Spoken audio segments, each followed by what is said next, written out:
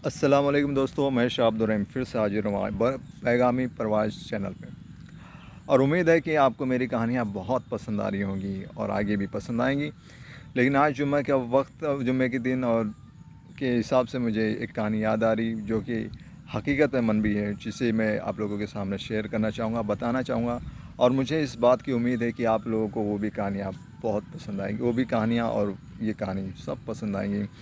तो ये कहानी शुरू करने से पहले मैं आपको आगाही दे दूं कि ये कहानी में बहुत ही गहराई के साथ इल्म भी छुपा है और एक वाक़या है जिसमें इंसान की बदलती हुई कैफियत और ज़िंदगी के हालात जिस तरह से गुज़रते हैं और उस गुज़रते हुए हालात में इंसान किस तरह से संभलता है, बिखरता है, फिर उसे किस तरह से संभालना और बिखरने से बचाना चाहिए, उसके मुतालिक इसमें कुछ रोशनियाँ हैं जो मैं आप लोगों के सामने पेश करूँगा।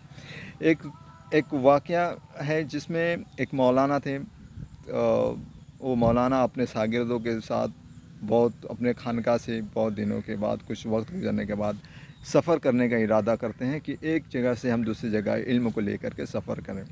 तो कुछ शागिर्द उनके साथ तैयारी करते हैं और तैयारी करने के बाद वो वहाँ से निकलते हैं। और निकलने के बाद रास्ते में उन्हें एक इलाका मिलता है जहाँ पे वो ठहरते हैं और ठहरने के बाद उन्हें प्यास लगती है। तो उस कुएं या उस तालाब उस कुएं के, जहाँ तक है, उस कुएं के पास वो जा कर के पानी वगैरह पीते हैं, शागिर्द उनकी खातिर मदारत करते हैं। उसके बाद जो उनको दिल में ये कैफियत आती है क्यों ना इस गांव का इस गांव में क्या है, किस तरह से ज़रा बता दिया जाए, शागिर्दों को ज़रा देख लें कि ये गांव किस तरह से। तो शागिर्द जब उनके पास से उठ करके उस गांव के चक्कर लगाते हैं तो वो मौलाना वहीं बैठे रहते हैं और उनकी दिल की कैफियत कुछ ही देर में तब्दील हो जाती है। अब तब्दीली वो किस तरह से होती है कि उनका जो इश्क हकीकी था, मतलब अल्लाह से या ऊपर वाले से जो मोहब्बत थी, उस मोहब्बत के सामने जो हायल होती है वो इश्क मजाजी हो जाती है। इश्क मजाजी मतलब जो वहाँ पे पानी भरने वाली रहती, पिलाने वाले रहती हैं, उसके ऊपर उनका मतलब दिल की कैफियत तब्दील होकर चली जाती है एक मोहब्बत के तौर पे।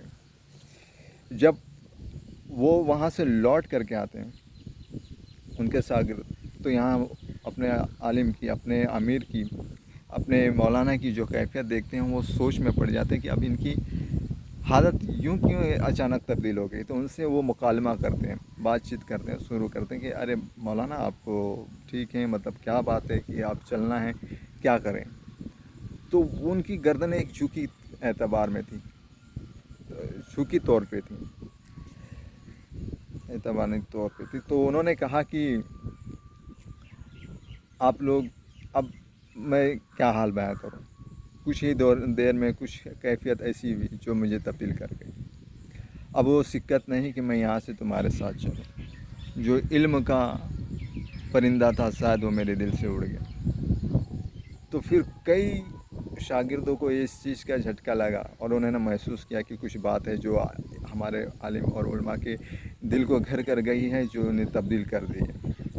उन्होंने उनके सामने मन्नत समाजत करना शुरू किया कि अरे हमारे आप अमीर हैं, आप हमारे मौलाना हैं, आप इस तरह से हैं, आप ये किया करते थे, आप वो किया करते थे, आप हमारे साथ चलिए, हम वहाँ फिर जाएंगे, हम फिर उस तरह से अपने पूरी तालीमात को फैलाएंगे, ये सारी चीज़ें करेंगे। लेकिन ये चीज़ जो है उनके दिमाग पे असर करने की वजह से इन शागिर्दों की बात उनके दिमाग पर कुछ असर नहीं करते, क्योंकि उनके दिल की कैफियत ही पूरी तौर पर तब्दील हो चुकी होती है। तो शागिर्द अपने आप को रोता बलकता सिसकता उस जगह से हट जाते हैं, लेके गुजर जाते हैं, उनसे दूर हो जाते हैं और वह आलिम वहीं पे बैठे रहते हैं। फिर वो पता चलता है कि वो जो औरत थी, लड़की थी, वो उस शहर इलाके की अमीर की लड़की थी, बादशाह की, मतलब सरदार की लड़की थी। तो उनसे वो शादी के तौर पे बात वगैरह जो शुरू होती है, तो उनके सामने कुछ शर्त वगैरह रखी जाते हैं। उस शर्त रखने के मुतालिक ये कहा जाता है कि आपको मवेशियाँ पालना पड़ेंगी, चराना पड़ेंगी। उसमें जो है खंजीर वगैरह, शुगर वगैरह सब शामिल थे। तो वो ना जाने उनकी दिल की कैफियत जो हालत ऐसी तब्दील थी कि जिन्होंने उस चीज़ को भाप, उस चीज़ को समझ नहीं पाए और उस चीज़ पे वो राज़ी हो जाते हैं। कुछ दिन तक यूँ ही चलते रहता है, उनकी हालत यूँ ही बिगड़ी रहती हैं, ना नमाज, ना रोज़ा, ना कुरान, ना कोई दर्स नहीं, उसी तरह से घूमे फिरे रहते हैं। तो उसके बाद जब कुछ वक्त गुजरने के बाद उनके शागिर्दों को याद आता है कि हमारे एक उस्ताद थे जिन्होंने हमें तालीमात दिलाई थी, और तालीम दिलाने के बाद हम उनके साथ सफ़र में गए थे इल्म को फैलाने के लिए, इल्म और तबलीग के लिए। तो उनकी जो वाक़या थी, उनके साथ जो वाक़या हुआ था वो वहाँ पे ठहरे थे, और ऐसी ऐसी कैफियत थी। चलो एक बार उनसे हम मुलाकात करें, और मुलाकात करके अब की बार हम उनसे पूछें कि क्या है, क्या करना है।